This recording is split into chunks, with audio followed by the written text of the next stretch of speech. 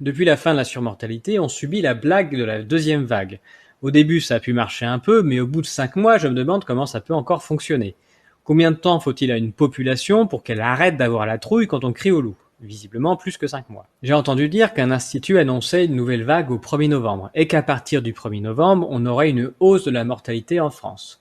Attention, spoiler, oui, à partir de début novembre, on aura une hausse de la mortalité en France, comme tous les ans. Dans l'année, on a 2 périodes de décès. L'été est la période la plus calme, pendant laquelle on constate depuis plusieurs années 1500 morts par jour environ. Attention, l'été, on constate quand même des pics de mortalité à l'occasion des canicules. Le record du nombre de décès en France pour une seule journée a été atteint pendant la canicule de 2003. Le coronavirus est loin derrière. D'ailleurs, cette année aussi, nos seuls jours de surmortalité cet été ont été pendant les jours de canicule. Cet été, la canicule a tué plus que le coronavirus, mais comme il n'y a pas d'image à la télé, on s'en cogne. À l'opposé du relatif calme de l'été, pendant l'hiver, la mortalité est plus élevée avec les différentes maladies qui traînent. Et on a plutôt 1700 morts par jour en moyenne.